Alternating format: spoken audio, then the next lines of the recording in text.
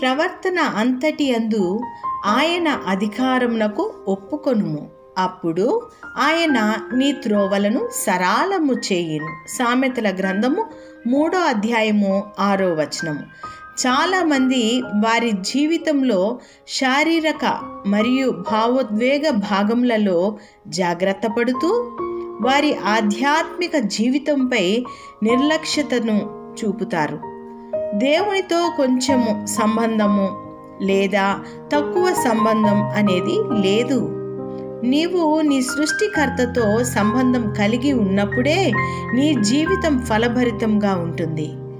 ఆయన నీ జీవితమునకు ఊపిరిని పోస్తున్నారు. నీ ఉద్దేశం ఏమిటో ఆయనకు తెలుసు. ఆయన నీ విజయానికి ఒక ప్రయోజనం ఇవ్వాలనుకుంటున్నారు. నీవు ఆయనను నీ జీవితంలో ప్రథమ భాగంగా చేసినప్పుడు నీ ప్రతిభ సామర్థ్యాలు నిన్ను తీసుకెళ్ళలేని చోటునకు ఆయన అనుగ్రహం నిన్ను తీసుకెళ్తుంది. నీ ఆధ్యాత్మిక జీవితానికి ప్రాధాన్యత ఇవ్వు. నీవు ఉదయం లేచినప్పుడు దేవునికి కృతజ్ఞతలు చెప్పటానికి సమయం కేటాయించు. ఆతురతతో ఇంటి నుండి బయటకు వెళ్ళవద్దు. కృతజ్ఞతా వైఖరితో దినమును ప్రారంభించు. వాక్యము చదివి ఆయన వాగ్దానాలను ధ్యానించు మరియు విశ్వాసం, నిరీక్షణ మరియు విజయపు ఆలోచనలతో నీ మనసును నింపుకో.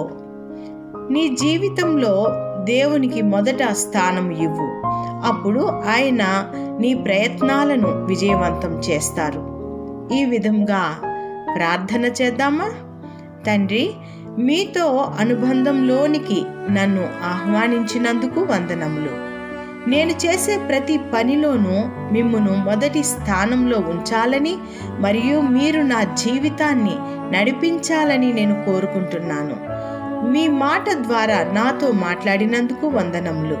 నా ప్రయత్నాలను మీరు విజయవంతం చేస్తారని నమ్ముచు యేసు నామంలో ప్రార్థించుచున్నాను తండ్రి. ఆమేన్.